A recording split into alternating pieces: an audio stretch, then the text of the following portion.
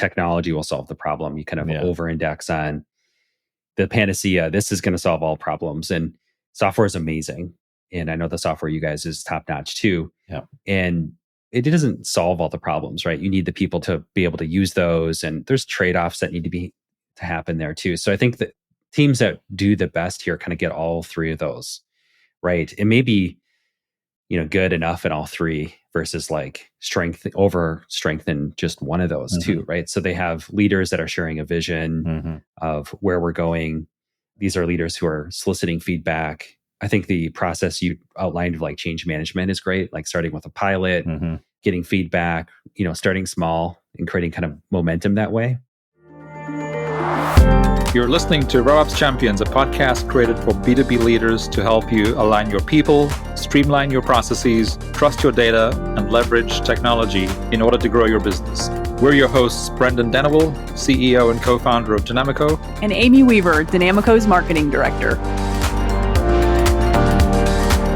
Brandon, it's great to have you on the show. Yeah, thanks for having me. I know when we met a few months ago, we had a really good connection. And I'm sure that you're going to bring a lot of value to our audience. To kick us off, how would you describe what Optimal does? Yeah, I think the common term would be digital marketing. But I think what we really strive to do is what I'd consider as growth marketing, which is, we're at this revenue and we want to get to this revenue target. How do we make that happen? And so that's really what we do, is help accomplish that mission. Right. So you come in as an extension of their team to help them with their growth initiatives. Yeah. I would say there's like this department that exists at some larger organizations, kind of like it's like underneath the CMO, there's this director of growth and there's like that growth team. Yeah. And a lot of companies just don't have the resources to have, that team. So we're kind of that fractional team that kind of comes into play, typically reporting to like a CMO. Right. With our engagements. Yeah. Okay, excellent. I think that's really good context. And then what percentage of your clients do you think, either run a version or think about RevOps as a model in their business with regards to their sort of, growth strategy? Yeah. What percentage? I mean, roughly, is it 10%? Yeah. Is it a quarter? Is it, Yeah, I would say it's less than 20%. Yeah. Are really thinking about it that way, right. To that level. Yeah. And I think that's really where we had a fun conversation when we first met each other, is because like we're involved in it somewhat from a different perspective, right? We're helping generate growth, and we're kind of like working with sales teams to understand like, how is this coming into the system and how is it being worked through, and like, oh, that doesn't look right. And so we're giving some suggestions. It's not really our core area of expertise like it is for you guys, but we do touch it, and it's surprising that it's not as well thought out or developed, to be honest with you, at most organizations. Yeah. Well, I mean, and that's part of sort of the goal of this show, RevOps Champions, is really to talk more about RevOps as a model. And you talked about this a little earlier. How do we align the people and the systems and the data, et cetera? And most conversations that we have, whether the guest came onto the show knowing even what RevOps was or knew very little about it, by the end of the show, most people realize that their company is doing 70, 80, 90% of it. It's just they don't call it that. But sure. And if we can, just leave them with a thought or an idea, like how they can sort of maybe take it just to another level, what could that do to drive their growth even further? Yeah, absolutely. I think there's that with a lot of businesses that, when you're looking for change, you're looking for this huge kind of initiatives. But like the most successful companies, the biggest companies out there, they're really just doing a series of 1% improvements over and over again. Yeah. Right. So it's just kind of polishing that and improving that over time. Yeah, that incremental growth is so powerful. And then, the other thing I think that we realized, we had in common was, at Optimal, you also have this very data-driven approach to how you provide value to your clients. How does that show up in the alignment between your clients? So you were saying you're typically working with a CMO, but how does that show up in your clients, across marketing, sales, and their customer support teams when it comes to like, how their sort of their data-driven growth, as it were? Yeah. So I think the first question that we want to understand when we were working with clients is how the marketing and sales departments are structured. Are they collaborative? Are they separate? Do they report to the same individual? And so that can bring a whole host of challenges. Often they're kind of like separate, almost isolated and siloed. And so Yeah. really what we're trying to do is this concept of closed loop reporting, which is taking all of this marketing data and combining it with all of this sales data to really kind of close that loop. If you think of like an open loop system, you do something, you don't see what the result is, and then you do something again, right? That's seems kind of silly. So a closed loop system is creating that feedback loop. So it's kind of tying all that information together. So it's complicated. It's problem because it's not just across companies, across teams. There's different software programs that come into play there. So it's really kind of getting situational awareness of like, what do we have to kind of work with? So we create a map, a closed loop map of like, where do opportunities come in? Where do they go? Who do they talk to? What does that workflow look like? And then just tying all those systems together, right? And so that tracking together so that we can create those feedback loops. So in a perfect world, we're actually, even though we report kind of to the marketing leaders at our organization, we're actually talking with the sales leaders as well and understanding lead quality. And then are these close won opportunities? And then once we know that, we can take that information back to kind of determine, hey, is this the right place to focus? Should we turn this down? Should we turn this up? And so that's really kind of this continuous process. Yeah. And would you say, like, when a company reaches out to you for the first time and says, we've heard about the great things that you do, can you help us? Is there anything that would be a deal breaker for you to say, well, actually, I don't think we'd be a good fit because they just don't have that fundamental alignment or whatever it is in place? Yeah, that's a good question, Brendon. There's like two core things. One would be, we've had this situation where the marketing and the sales teams are really just kind of almost adversaries. They're not willing to work together. They don't see the bigger vision. So there's no kind of leader kind of leading that bigger vision of how this can be helpful for both of them, really. So there's cultural resistance, which of course as a third party is very difficult to impact. And then there's technology resistance. You really need technology to solve this problem. It's a complicated issue. So if they're not willing to invest, most of the time people are willing to make the investment in technology of paying the fee to get it, but really the adoption of it, the compliance and people actually using it, actually following the process the way they need to, which can also be a challenge. And as you'd imagine, as a third party, difficult to enforce that sort of stuff. Yeah. Yeah. If it's not pre-existing, it makes it so hard to do like after the fact, or like in our case, when you're, a quarter of the way or half the way through an implementation of a CRM or a marketing automation platform or whatever it is. And if you didn't have that sort of buy-in from the very top, that's where you start to feel like, well, why are we doing this? What are we doing? And things can fall apart very, very quickly. And, we figured that out about 5 years ago, that kind of the same thing that you're saying is that if you don't have that sponsorship from the very top, from the leadership, that this is a core initiative of the company so that they can reach their goals, whether it's for the next quarter or for the next year or part of their longer term, growth strategy, then it's just not going to work. Yeah, absolutely. Yeah, there's challenges. You need to have that component for sure. But, there's also situations where the leader is saying, hey, we're going to do this and this is what we're going to do. And we're going to do it by this date. And the team isn't moving forward either, right? So they really need to be able to cast a vision of how this helps them kind of reach that bigger goal, how this is beneficial for them. Something else that we've seen be really helpful too is kind of getting these like internal champions of individuals who are not the core decision makers, but who are on board with that change and kind of helping lead that kind of from like a peer level leadership too. Yeah, no, I love that, of course, and that's of course absolutely where the name for this show came from.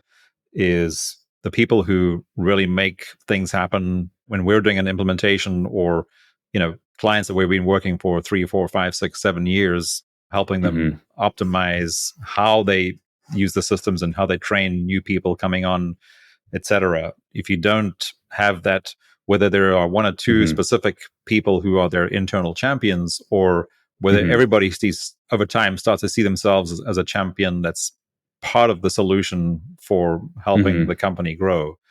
Yeah. So yes, I like your terminology there. Yeah. Have you ever heard of Derek Sievers by chance? No, it doesn't sound familiar. He's an author, and he did a TED talk that I love. And often I bring this concept back up to my leadership team, and we're struggling with change too. Mm-hmm. But there's this video of this music concert. I think it's in Europe somewhere. And there's this guy doing this kind of crazy dance, and he's all by himself. And then another person comes in, and then it turns into like hundreds of people. He kind of got this whole movement going. And he does this TED talk that's like, who was the person that was like the linchpin there? Right. A lot of people think it's the first person, but really it was the second person who kind of made it, normalized it. Yeah. And made it safe for others to kind of come in and join along. And so that's, I often bring up that concept. We need that second crazy dancer. Yeah, I'm familiar with the video where they're it looks like some sort of an outdoor, concert. And suddenly this one guy gets up on this slanted lawn and he starts doing these weird movements and whatever. And everyone's like sitting there watching. And then until one person gets up and joins him. Yeah. And then of course, once the third person joins, and it's just like, everybody's, this is okay. Let's, I get it. He was kind of this crazy weirdo. And it wasn't until the second person came that was like, oh, this is actually a movement. So. Right. Well, and as we've both, talked about and I'm sure read and seen many times before, most things that today are a huge success when they first started out seemed like crazy ideas, right? Mm-hmm. So it's very much related, who sees what's possible and is willing to sort of take the leap and follow that lead. Very cool. Yeah, but I think as leaders, you can kind of shape that and plant some seeds. You kind of know those individuals you've probably seen that adoption curve, right? There's like the early adopters, the early majority, the late. You kind of know in your team who those kind of early adopters are, and you can kind of plant some seeds and kind of shape that. Like, hey, would you help kind of champion this? You can invite people into that too as leaders. Yeah. And of course, because of what we do, I really like that you've taken that there. Adoption is the most critical piece for us to our business, because if we're implementing technology and then optimizing that technology over time, adoption is the single most important metric, right? And so if you don't have adoption, then pretty much everything else is most likely going to fail. And how would you define adoption? Would that be definition of that? Would you say? Well, it's when we start out, and this is, I'll maybe give a sort of a longer story, but so if we're doing a larger implementation where there's maybe 100 or 300 or 400 ultimately users who have to adopt and start using the systems that we're implementing, we're not going to do an implementation for all 300 people right off the bat.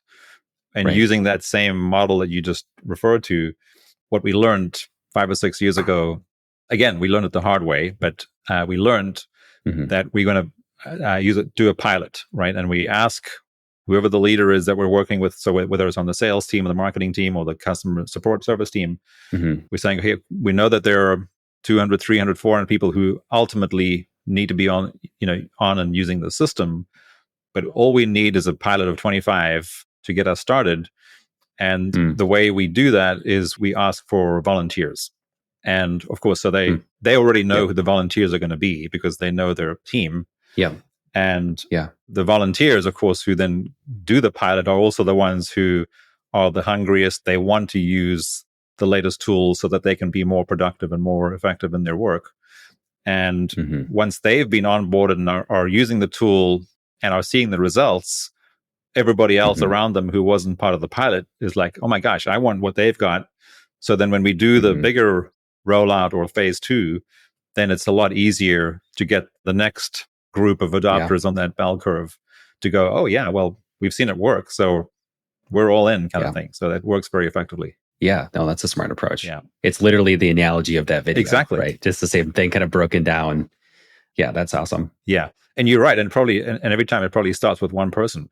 It starts with that, whether you call them an alpha or just a visionary or however you name them, it just takes that one person and then the second person to go, well, if he's doing it, I'm going to do it. And then it just, you get the full buy-in. Yeah. Catches on. Yeah. So Brandon, I'm going to bring us sort of back, sort of zoom out a little bit. So you've had a lot of experience, but with your own business, and then of course, but also seeing a lot of other clients and businesses that you've worked with really closely. What would you say separates teams that scale more effectively than the ones who didn't? Yeah, I think there's like different buckets of things that you need to have, maybe even like a tripod. You have to have all three of these, right? So there's like the softer kind of cultural components, there's the systems and processes, and then there's the technology component. So you got to get all of those right. You can't just have kind of cultural buy-in, but no, tools or processes. And it can't just be process run, and it can't just be, and so if you kind of if you over index on like one of those, it creates lots of issues. Like one common thing we've experienced firsthand, and I'm guilty of this, is technology will solve the problem. You kind of over index on the panacea. This is going to solve all problems. And software is amazing. And I know the software you guys is top notch too. Yeah. And it doesn't solve all the problems, right? You need the people to be able to use those. And there's trade-offs that need to happen there too. So I think that teams that do the best here kind of get all three of those, right? It may be, good enough in all three versus like strengthen just one of those too, right? So they have leaders that are sharing a vision of where we're going. These are leaders who are soliciting feedback. I think the process you outlined of like change management is great, like starting with a pilot, getting feedback, starting small and creating kind of momentum that way. Yeah. Versus kind of like, let's make this big change really, really quick. One of my favorite books is Essentialism. And a quote that I might have to get tattooed because I fall victim to this is, consistency is better than intensity. It's greater than, right? Yes. So like change takes time, right? Big change takes time. So like the cultural component is big.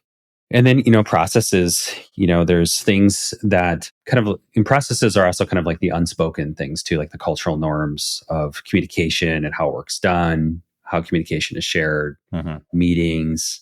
We've done a lot of work in experimentation with things in like the agile world. So like Scrum and, really heavy on process there, but that can bring a lot of freedom to help you move forward faster. Yep.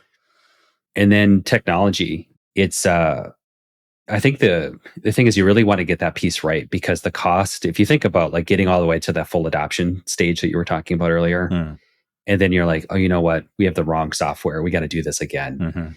So you lose trust. The most important thing is you lose this opportunity cost, right? All the time that your team has lost. That's the real big cost. So really doing your due diligence. Is this the right solution? Yeah. Is this future proof? Will this grow with us to that next stage?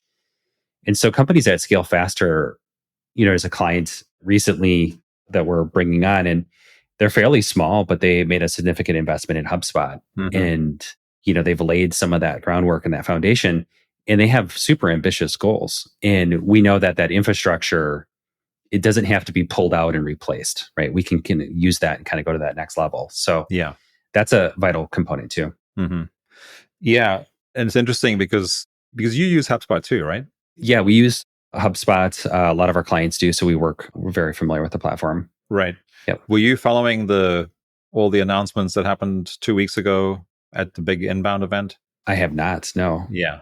So I was just thinking about you just went through 3 of our 4 pillars that we talk about typically, which is people, process, data, and technology, right? So you and I, we were talking about data from the very beginning because it's almost like a given. But ultimately, if you think about it, all 4 of these things are a given. You cannot be successful at scaling and growing a business. And I love the way you said you have to, it's almost a little bit like whether it's EOS or whatever business, operating model that companies use, whether the wheel has, whether the circle has 4 components or 5 or 6. Yeah. The point is they all have to be balanced. If you just have one component that's really strong and the others are all, weak, then, they use the wheel analogy, the wheel won't turn. Right. And people, process, and technology, of course, is a very easy to understand concept that's been around for a long time. But because data is so critical, and with the introduction of AI, it's becoming more critical than ever. We always make sure that we include data in our. So we call it 4 pillars versus the triangle of the typical 3. But as you were talking about the technology piece, where the shiny object syndrome that is still very familiar to many of us. And, I've made this mistake many times myself, and I've talked about it openly on the show. So what HubSpot announced 2 weeks ago, it'll be 2 weeks tomorrow, they ultimately brought it down to three things that make HubSpot different, and that is easy, fast, and unified, right? So we've already talked about alignment a couple of times today, which of course is all the unified piece. So it's having all your teams, marketing, sales, customer support, and hopefully the back office are all integrated, unified with one, single source of truth. Fast, of course, and the fast and the easy are where things become a little sticky and it becomes a little bit of a double-edged sword. So when HubSpot says they're easy, fast, and unified, they're talking about it in relation to, let's say, Salesforce or Microsoft Dynamics, right? Because an implementation for Salesforce or Dynamics takes 2 to 3 years. Yeah. An implementation of HubSpot takes 3 to 6 months. Sure. So that's relatively fast. Yeah. But for the teams that are going through that 3 to 6 month process, it might feel to them like it's forever. The same way that the 2 to 3 years feels for the people, implementing Salesforce or Dynamics. But then the biggest double-edged sword really is the easy part, because HubSpot is so good, it is so powerful, and their marketing, of course, is incredibly powerful too. That the easy piece can be a little misunderstood. That almost some people get again, and they know that shiny object syndrome exists. We all know that it exists. So when you tell someone it's easy, fast, and unified, the risk that you run is, oh, well, we'll buy HubSpot, we'll plug it in, and our business will grow, right? Right. Yeah. They don't realize that it's still 3 to 6 months of change and adoption and training that has to happen. Yeah. And if you don't do it right the first time, it's going to be really painful the second time. Absolutely. Which again, we know from experience, both firsthand, but then also we often get called into when companies have made that exact mistake. We get called in, say, well, actually, we thought it was going to be easy to do it ourselves, easy enough to do it ourselves, but it's a mess and we need to re-implement, which of course we're happy to do. It's not the greatest way to start a relationship with a team that you then have to train and convince them that adopting it in a different way is the way to go. But, right, it has to be done. Yeah.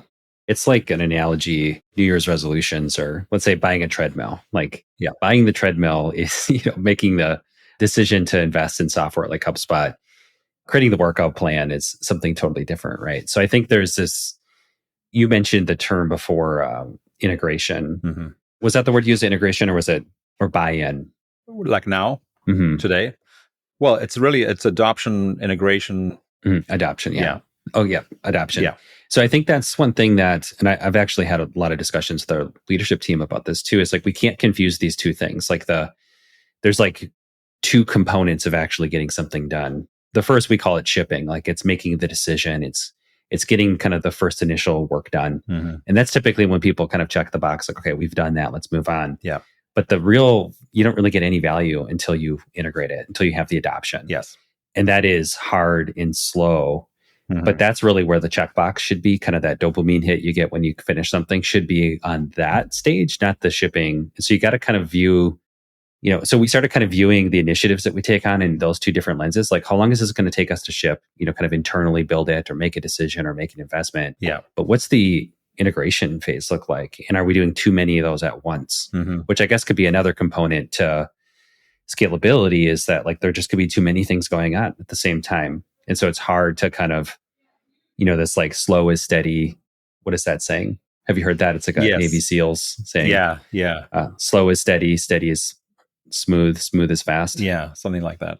And then there's so many of those that, of course, we talk about here at Dynamico every week. There's some version of that. And again, but you and I, we met at Strategic Coach, which of course is where people who struggle with those things get together, right? Right. Like most entrepreneurs, in my very first session at Strategic Coach, I learned that entrepreneurs don't have unrealistic goals. They just have unrealistic timelines, right? Yeah, absolutely. And it's the same thing on repeat every week for teams that are working in entrepreneurial companies, where if we as the leaders don't specify what the time frame is, then everybody thinks it has to be done today or this week, or in most cases it's not realistic. Yeah. So adding that time frame is so critical.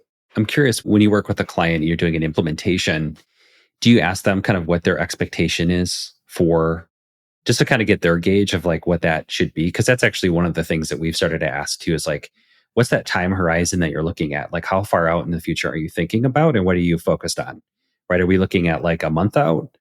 That's very different than talking to an organization that's like, we're looking a year plus out, right? So there's totally different kind of cultural Yeah. perspectives on that question. And it really changes quite a bit, right? It does, which is really interesting. These different CRM systems has existed for almost 10 years, but 2 weeks ago, it became much more front and center from a differentiated perspective for HubSpot. So if it takes you 3 to 6 months to implement a hub of HubSpots, whether it's Marketing Hub, Sales Hub, Service Hub, or maybe even two or all three of those, you would expect to start seeing results at least by the end of the implementation of 3 to 6 months. Sure. For us, the goal is always to build in as many quick wins throughout the process as we can, because there are certain things that you can see very early on, and it's different in every business, right?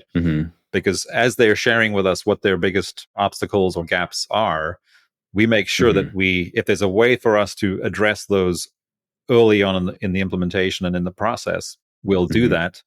Obviously, other things you have to wait until everything is up and running before you can start seeing a return. Right. And that, of course, becomes really attractive, because the other thing that's happened in the last couple of years is now, because HubSpot's product has become so powerful for these mid-market companies of 100 to 2,000 employees, which before was always the territory of Salesforce and Dynamics. The leaders who are having to make this decision now, or in more and more cases, are deciding to leave Salesforce or Dynamics to move to something that's easier and more unified. Right. They're saying, oh, well, this is going to take us 2 to 3 years. And we're saying, no, it's actually, this might take 3 to 6 months. But that's really how we think about when the ROI will begin. Sure. At the latest, right? Yeah. But again, it really does differ from company to company, depending on where they're trying to get to and what their biggest, gaps or obstacles are. Right. Or what they were used to previously. Correct. Yeah. And that's another thing that we, of course, think about or talk about at least once a week here. And that is the most dangerous saying in business is, this is how we've always done it. Right. Yeah. And as technology becomes more and more part of how we do everything, that saying, of course, becomes increasingly more dangerous every day. Sure. If that is the culture or the mindset in an organization where, well, we've done it like this for the last 20, 30, 40, 50 years, whatever, it's like, yeah, well, but we also have heard the saying, what got you here isn't going to get you to where you're going, kind of thing, Yeah, so true. Yeah. One thing that's interesting is that you have these champions that are kind of the early adopters. And I'm sure you felt that way. I've heard clients say this, they want more of their team to kind of be like these individuals. And I can understand why they're saying that. But at the same time, you do need people who are kind of the slow and steady, right? You just need to be careful that doesn't become the dominant cultural mindset, right? This is how we always did it. And so you need both, to really create a durable, sturdy organization. Yeah. One is not necessarily better than the other. You just need to kind of learn how those two work together and not to over focus on one or the other. Absolutely. Yeah. And I think it's, the way that, since probably about a year ago, the way that we now think about it is, and I know you're familiar with this motion, is you have to have the team that is focused on the 2x while there are other people in the team who are focused on the 10x. Right. You cannot just do one or the other, especially if you want to grow. Of course, if growth is not a priority, then of course, then all you need is a team of 2x folks. But if innovation and growth are part of what you're trying to do, you still need that 2x team, but then you need another team that is working on the 10x initiatives and innovation. Absolutely. To continue growing and doing things that are different, which are typically introduced because of changes in technology, right? Yeah. Yeah. Things are, that's becoming more and more important. The pace of change is just increasing. Right. So, yeah. Which of course further feeds the whole syndrome of shiny objects, right? Yeah. because it is so attractive to use the latest technology. But if you haven't actually thought it through and figured out how this would actually work manually before you decide to implement the technology, it can be very disruptive. Absolutely. Yeah. Yeah. So on that note, one of the things we also often see and therefore talk about on the show is that both data and technology can actually be either an asset or liability in a business.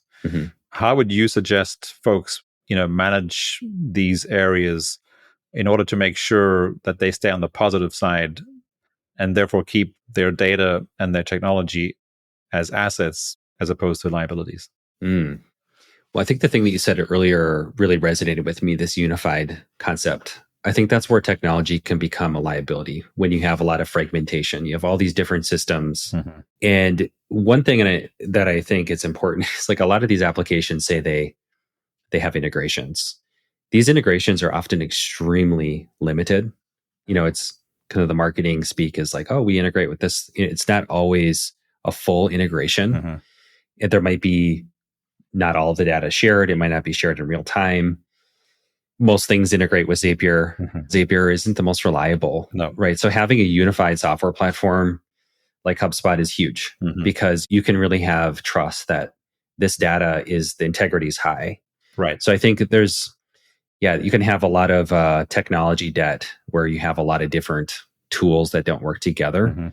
And that also relates right back to the data component because you want that data to be accessible and integrated, right? So, a lot of the conversation we had is about looking at things in a bigger perspective and a holistic view of things. You need that integration where it's data from different departments where you can kind of pull it together and look at a fuller picture of things. Because otherwise you can make, huge mistakes. So just one example, like in our world. So let's say we have a LinkedIn campaign A versus campaign B. And in LinkedIn advertising platform, we can see that campaign A is generating leads at $100 per lead, but campaign B is generating them at, let's say, $500 a lead. So if you're just looking in isolation at that, you're going to think that let's turn off campaign B.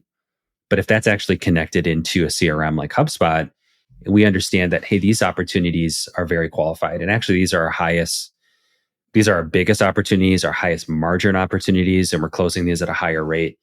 If you can kind of look at a bigger picture, you can see that campaign B, maybe it has 5 times, 10x the actual impact, but you would never know that unless you've kind of merged these data sets together. Correct. So that unification there is really important too.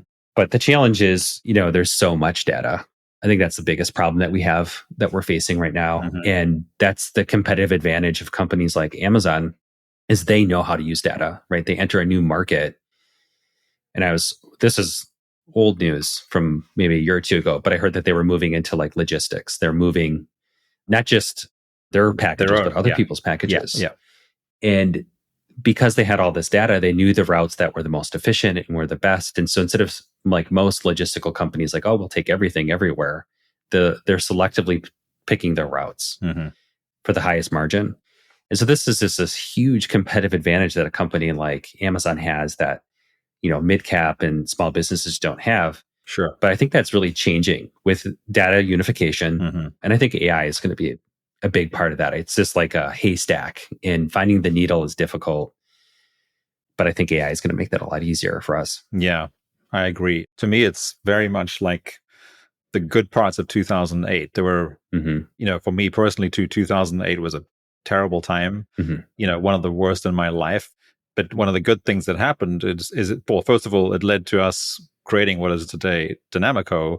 And the reason for that, it was the last time that I've seen the leveling of the playing field to what you were just talking about now, because the introduction of the iPhone and Facebook, you could see we're just, and of course, just Google search, was changing the playing field. And suddenly SMBs were able to do a lot of the things that only bigger, enterprises were able to do until that point.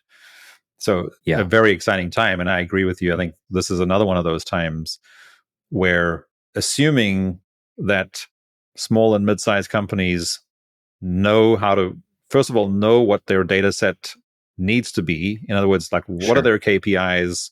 and what is the data that they need to drive Sure. and keep it clean and organized. Because if it's not clean and organized, then you're not going to be able to use any of the AI tools that are now at our disposal. Yeah. Which is why we're actually launching this next week because of this. And we were sort of trying to figure out, like, where do we start to help? And our market is more sort of lower mid-market. And where do we help companies figure out where do they start with AI? And we realize it really does come down to, well, first of all, so we're calling it AI readiness, but it's really data readiness. In other words, is your data in a place where you can actually take advantage of AI? Because if it's not, then a guest that I had on about a month ago said, it's like, in fact, and one of our team members did a session at Inbound 2 weeks ago, and it was called garbage in, garbage out. And the guest that I had a month ago said the same thing. It's like, so if you have bad data going in, then if you start using technology and AI, you're just going to get worse outcomes. Whereas if you have good data going in, you're going to get better outcomes. So, you have to start with, do you have your data in the right place? Is it the right data? And is it organized and clean? And then we can start talking about, okay, well, how do we go to the next level? Whether it's from a marketing, sales, or customer service perspective, to start automating and using all these cool agents and things that are on the market now. Yeah. I think this data, you have to see it as an asset, right? And it's first party, like you own it, right? It's an asset you own. Yeah. And I think the challenging thing, a lot of what we've been talking about is kind of just like human behavior. Absolutely. Kind of understanding how to make change. Yeah. But you got to slow down to go fast here, right? So slowing down means, like, it's not about hustling and getting more done faster. It's like, how do we slow down and make sure our data is clean? Yeah. Or how do we slow down and look at the data and draw some insights from it and kind of do like that 80-20 analysis, right? So that's also a common issue. I think that organizations are just, going faster, doing more faster, right? Over and over. You have to kind of slow down and pace yourself, I think, to kind of get that perspective and use data effectively to really make decisions. Yeah. So we try to implement periods of slowing down and reflection in our process of working with clients. It's like, hey, we're going to pump the brakes. Let's look at everything. And I'm sure you're familiar with the 80-20 principle. Yeah. Right? How do we look at the data to understand what 20% of what we're doing is driving 80% of the value? Sure. And, you do that over and over and over again. Yeah. But it's tricky. Everyone there's a lot of pressure to keep moving. Yeah. I mean, I think that's one of the hardest things, right? Is everybody equates growth with speed. And if you're, whether it's Simon Sinek or, you name all the authors and experts who've talked about this kind of stuff, but if we just stick with the Simon Sinek, whether you're a fan of his or not, I mean, yeah, Simon's great. It's an infinite game. So you need to make sure that you have the stamina to play the infinite game, because there's so many examples of teams who've just completely burned out. And then what do you have? Right. Right. Yeah. I love the concept of the infinite game. Yeah. It's exciting. Yeah. Let me think. What else is there that I wanted to make sure I asked you? So I guess the one thing I want to make sure I give you the opportunity to do, Brandon, is, so again, our audience are companies that are, 100 to 1,500 or 2,000 people companies. A lot of them are in the manufacturing, architecture, engineering, construction space, and large nonprofits and franchises. Okay. And what sort of advice would you lend to that audience right now as how they think about how they can scale better going forward, based on your experience and expertise? Yeah, I think that's a big question, trying to kind of summarize a lot of the different components that we've talked about here. Let me think about that for a moment.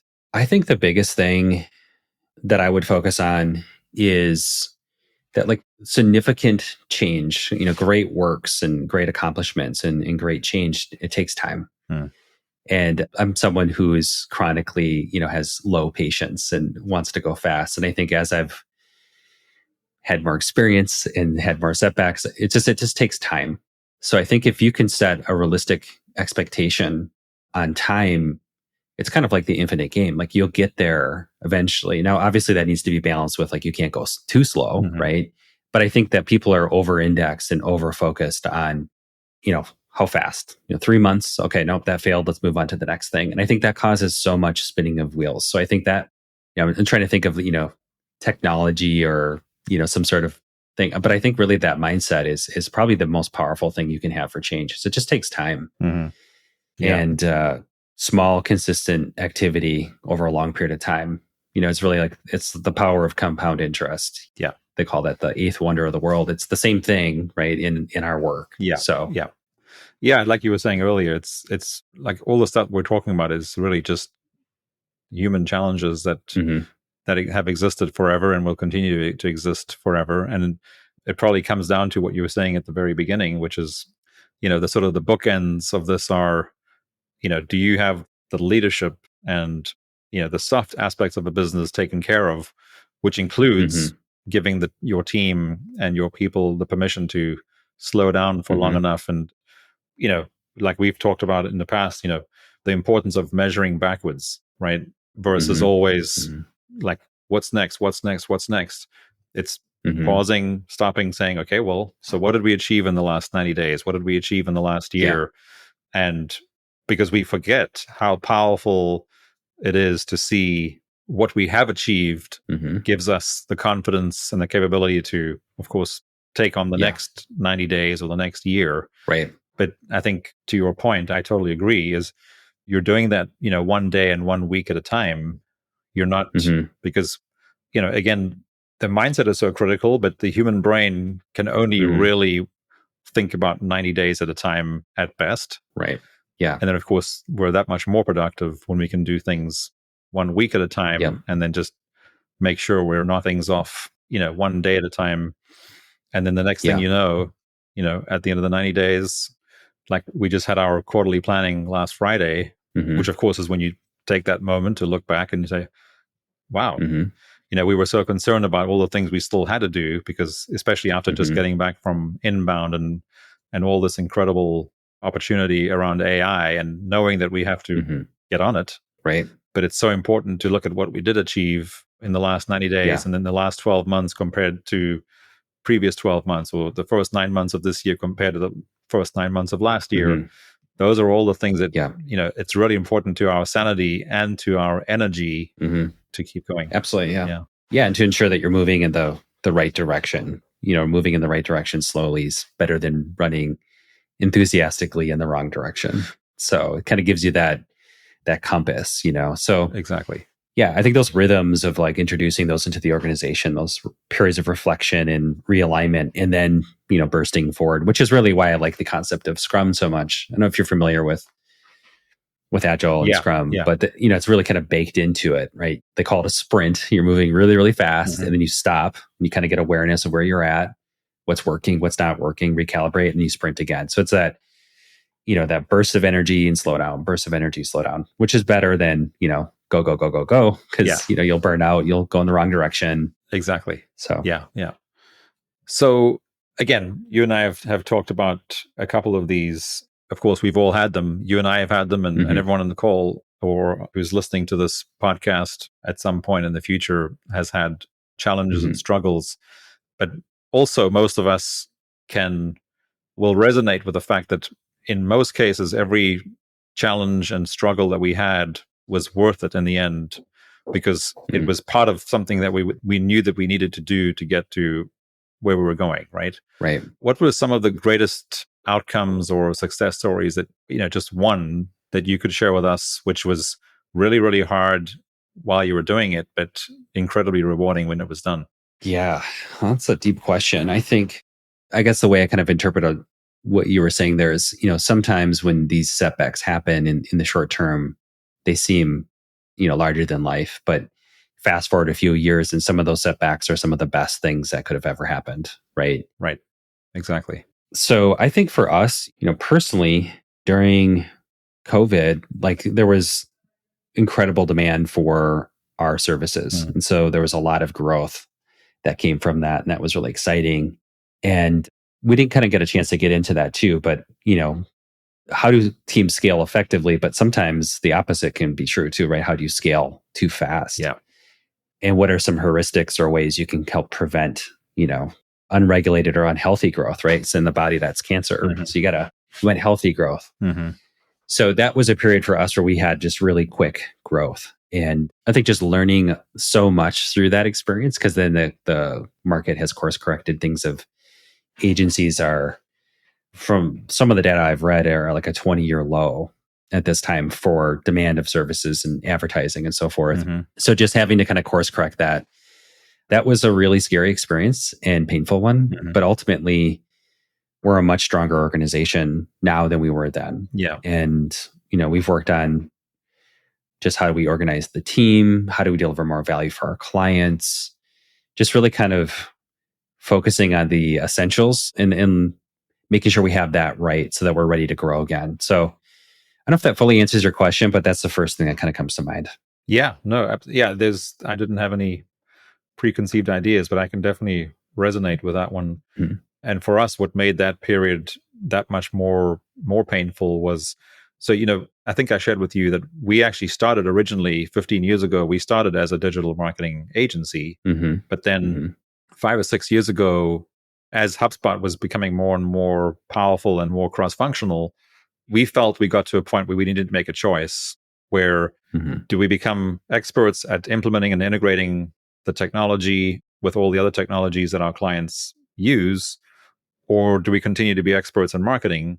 And we made the choice to pivot to technology implementation and integration.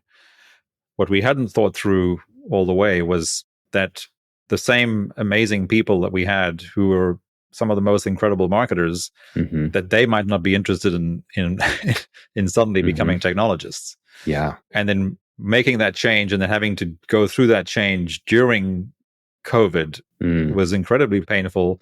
And then, of course, at the same time, having, like you, a lot of demand for what it was we were doing, because I think one of the reasons that digital firms at the time, one of the biggest advantages that we had was we could operate remotely and help our clients suddenly go remote and keep the wheels in the bus, as it were. But yeah, it was a tough time. And of course, and then, you get back to the human aspect that you talked about earlier. It was also just a really, really hard time for so many people at, the most sort of base level, just like trying to figure out what is going on in the world and how do you lead teams, at a time like that in any business is hard, right? So, right. But to your point, it all, looking back, it was absolutely the right thing to do, and we're stronger for it. But, you have to go through the hard times sometimes to get to where you're going. Yeah, absolutely. Exactly. Yeah, it's all part of the growth. That's a good way to end. Yep. Brandon, thank you so much for being on the show. Do you have any last thoughts that you'd like to share?